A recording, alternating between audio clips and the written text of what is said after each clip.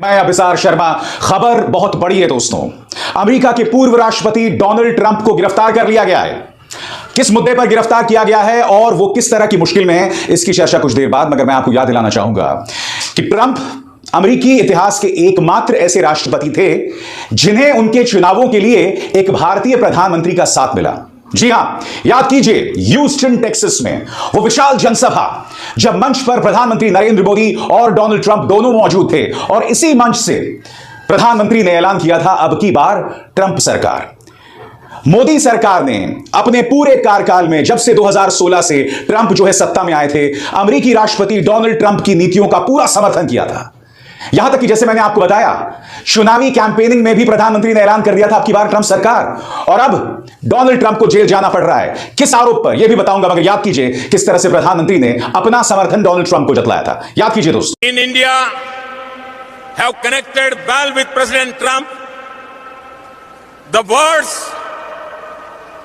Words of candidate Trump, अब की बार Trump सरकार। और बात यहां नहीं रुकी थी, याद कीजिएगा, जब देश में कोरोना अपने पैर पसार रहा था, उसी वक्त डोनाल्ड ट्रंप को गुजरात बुलाया जाता है। और कोरोना जब अपने पैर पसार रहा था, तब आपको याद होगा प्रधानमंत्री नरेंद्र मोदी ने गुजरात के क्रिकेट स्टेडियम में, मोटेरा स्टेडियम में, किस तरह से डोनाल्ड ट्रंप का स्वागत किया था।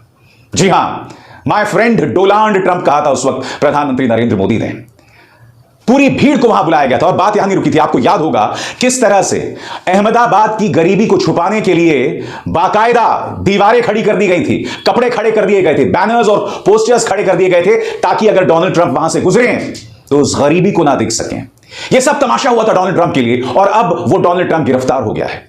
आज ये खबर की चर्चा मैं आपसे क्यों कर रहा हूं दोस्तों, क्योंकि आपसे कुछ ही दिनों पहले इसराइल में वहां की जनता ने वहां के तथाकथित कट्टर राष्ट्रवादी प्रधानमंत्री बेंजामिन नेतन्याहू के खिलाफ झंडा बुलंद किया था। उसकी भी मैं चर्चा करूंगा, मगर सबसे पहले मैं आपको बताना चाहता हूं कि डोनाल्ड ट्रंप को दरअसल क्यों गिरफ्तार किया गया है। मामला बहुत शर्मनाक है, मगर मुद्दा सिर्फ इतना नहीं है दोस्तों। आने वाले दिनों में दो और बड़े मुद्दे आ रहे हैं और वो डोनाल्ड ट्रंप के लिए जबरदस्त मुश्किल का सबब बन सकते हैं। मगर सबसे पहले मैं आपको बताना चाहता हूं कि अमेरिकी राष्ट्रपति डोनाल्ड ट्रंप को क्यों गिरफ्तार किया गया है। आपकी स्क्रीन पर अमेरिका के पूर्व राष्ट्रपति डोनाल्ड ट्रंप पर आरोप है कि उन्होंने 2016 में राष्ट्रपति चुनाव के दौरान पॉर्न फिल्मों की एक्ट्रेस स्टॉर्मी डैनियल्स को अपना मुंह बंद करने के लिए $1,30,000 दिए थे। ट्रंप ने ये पैसे अपने वकील माइकल कोहेन के जरिए दिए थे। इससे पहले स्टॉर्मी डैनियल्स ने दावा किया था कि ट्रंप ने 2006 में उनके साथ संबंध बनाए थे और ये पैसे उसे अपना मुंह बंद रखने के लिए दिए गए थे। अब दिक्कत क्या है दोस्तों कि अगर आपके किसी के साथ संबंध हैं और आप नहीं चाहते कि वो संबंध सार्वजनिक हो, खासकर अगर आपके संबंध एक पॉर्न एक्ट्रेस के साथ हो, जी हां, और अगर आप नहीं चाहते कि जनता को ये पता चले और अगर आप उसे पैसे दें, तो ये गैर कानूनी नहीं है। गैर कानूनी क्या है मैं आपको बताता हूं आपकी स्क्रीन पर। खास बात यह है कि ऐसा करना गैर कानूनी नहीं है, लेकिन समस्या यह है कि ट्रंप ने कोहेन को यह पैसे दिए तो रिकॉर्ड में इसका जिक्र कानूनी फीस के तौर पर किया गया। इसका मतलब कि ट्रंप बिजनेस रिकॉर्ड्स में फर्जीवाड़ा कर रहे थे। पॉर्न एक्ट्रेस, यानी कि अगर मैं हिंदी में इसका सरल अनुवाद करूं, जो नग्न फिल्में होते हैं जिसमें शारीरिक नग्नता दिखाई जाती है, उसमें काम करने वाली एक्ट्रेस को अगर आप पैसे दे रहे हैं और पैसे ये कहकर दे रहे हैं कि भाई आपके और मेरे संबंध थे, इसकी चर्चा आप बाहर मत कीजिएगा, यह गैर कानूनी नहीं है, मगर आप उसे एक बिजनेस ट्रांजैक्शन का हिस्सा बताएं तो वो फर्जीवाड़ा माना जाता है। इसलिए डोनाल्ड ट्रंप को गिरफ्तार किया गया है। और एक जमाने में प्रधानमंत्री के परम मित्र रहे डोनाल्ड ट्रंप की मुश्किलें यहां खत्म नहीं हो रही हैं। दो और मुश्किलें हैं, एक एक करके वो आपके स्क्रीन पर आ रही हैं। Manhattan district attorney Alvin Bragg ने आरोप लगाया है कि ट्रंप ने अपने 2016 के राष्ट्रपति अभियान को बढ़ावा देने के लिए 2 साल की योजना में नकारात्मक सूचनाओं को दबाया।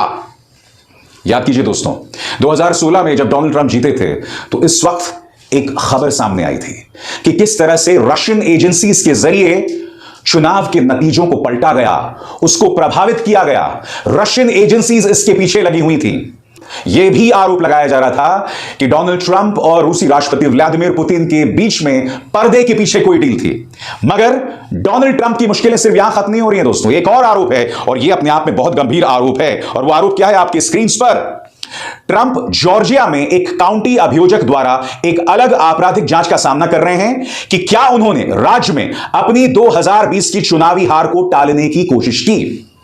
याद कीजिए दोस्तों, जब 2020 में जो बाइडेन ने डोनाल्ड ट्रंप को हरा दिया था चुनावों में, तब आपको याद होगा डोनाल्ड ट्रंप लगातार कह रहे थे कि मैं तो जीत गया हूं, मैं हारा नहीं हूं। नतीजा यह हुआ था, जब चुनावी नतीजे आए थे तब इन तस्वीरों को देखिए किस तरह से कैपिटल हाउस में यानी अमेरिकी संसद में ट्रंप समर्थकों ने धावा बोल दिया था।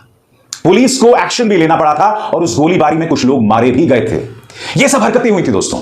डोनाल्ड ट्रंप उस वक्त लगातार भड़काऊ बयान दे रहे थे, वो अपनी हार को पचा नहीं पा रहे थे। नतीजा इस तरह की अराजकता जो आज तक अमेरिकी इतिहास में नहीं देखी। यह आदमी अपनी हार का सामना तक नहीं कर पा रहा था, उसे पचा नहीं पा रहा था, इसीलिए इस तरह की अनर्गल बातें कर रहा था। अब उसने यह तक कह दिया है कि अमेरिका नर्क की तरफ जा रहा है। अमेरिकी राष्ट्रपति जो बाइडेन पर हमला करते हुए पूर्व अमेरिकी राष्ट्रपति डोनाल्ड ट्रंप ने क्या कहा है आपके स्क्रीन पर। अमेरिका के पूर्व राष्ट्रपति डोनाल्ड ट्रंप इन दिनों से फिर मुश्किल में दिखाई दे रहे हैं। इस बीच उन्होंने अमेरिका के मौजूदा राष्ट्रपति जो बाइडेन पर हमला बोलते हुए कहा कि देश नर्क में जा रहा है। 76 वर्षीय पूर्व राष्ट्रपति डोनाल्ड ट्रंप ने 34 मामलों में दोषी नहीं होने की बात कही। डोनाल्ड ट्रंप ने समर्थकों और मीडिया को अपने फ्लोरिडा घर मार ए लागो से संबोधित किया और यहां पर डोनाल्ड ट्रंप ने क्या कहा आपकी स्क्रीन पर। मैंने कभी नहीं सोचा था कि अमेरिका में ऐसा कुछ हो सकता है, कभी नहीं सोचा था कि ऐसा हो सकता है। उन्होंने कहा मैंने अपने देश की निडरता से रक्षा करने के लिए एकमात्र अपराध किया है। मगर मुद्दा सिर्फ यह नहीं है कि उन्होंने एक पॉर्न एक्ट्रेस को 1,30,000 अपने सरकारी खर्च से दिए। मुद्दा वो नहीं है, फर्जीवाड़ा किया, बिजनेस फर्जीवाड़ा किया। मुद्दा यह है कि साल 2020 में नतीजों की घोषणा में जानबूझकर देरी की गई और यही नहीं, 2016 के चुनाव में जब वो चुनकर आए थे तो उसमें भी फर्जीवाड़ा किया गया था। ये तमाम आरोप उन पर हैं और अब ये तमाम आरोप अदालत में हैं। मैं आपसे एक सवाल पूछना चाहता हूं, याद कीजिएगा दोस्तों, जब प्रधानमंत्री नरेंद्र मोदी ने अब की बार ट्रंप सरकार कहा था तब मैंने इसी मंच पर न्यूज क्लिक पर आप सबसे कहा था ऐसा नहीं होना चाहिए और ऐसा क्यों नहीं होना चाहिए मैंने उस वक्त आपको बताया था। और वो क्या क्या चीजें। मुद्दा नंबर 1, मैंने आपसे कहा था अगर ट्रंप हार गए तब भारत को इसका नुकसान हो सकता है, क्योंकि जो भी नया राष्ट्रपति आएगा वो इस बात को याद रखेगा कि प्रधानमंत्री नरेंद्र मोदी ने तो डोनाल्ड ट्रंप के लिए वोट मांगे थे।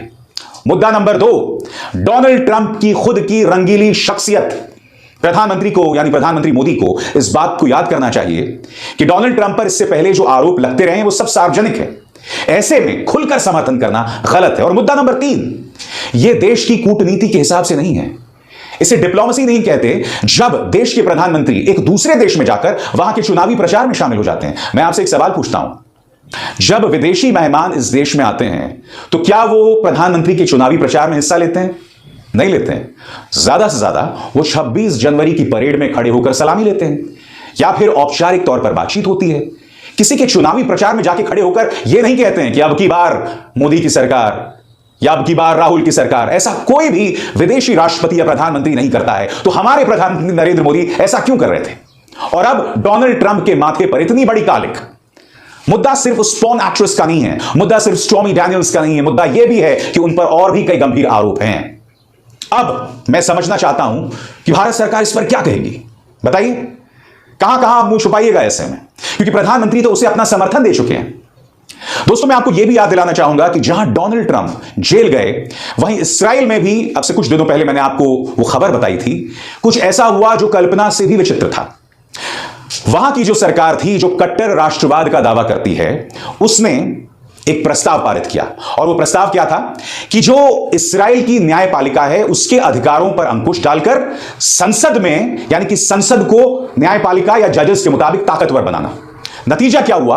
उनके जो डिफेंस मिनिस्टर हैं उन्होंने इसका विरोध किया। बेंजामिन नेतन्याहू, जो कि इत्तेफाकन प्रधानमंत्री नरेंद्र मोदी के बहुत अच्छे दोस्त हैं, उन्होंने अपने रक्षा मंत्री को बर्खास्त कर दिया। अब आप मुझे बताइए, ये सरकार कई बार यानी कि भारत सरकार कई बार कितनी गलत चीजें करती है, मगर क्या कभी कोई मंत्री हिम्मत कर सकता है जैसे इस्राएल के अंदर उनके रक्षा मंत्री ने की थी? और उसके बाद क्या होता है दोस्तों? इस्राएल की जनता सड़कों पर उतर आती है, क्योंकि वो देख रही होती है कि देश के लोकतंत्र को कुचला जा रहा है। वो इसका विरोध करने के लिए सड़क पर आ जाती है। यही नहीं, इस्राएल के राष्ट्रपति फरमान जारी करते हैं इस्राएली प्रधानमंत्री बेंजामिन नेतन्याहू को कि न्यायपालिका को कमजोर करने का जो आप प्लान ला रहे हैं उसे वापस लीजिए। और उस दबाव में आके इस्राएली प्रधानमंत्री बेंजामिन नेतन्याहू को उसे वापस लेना पड़ा।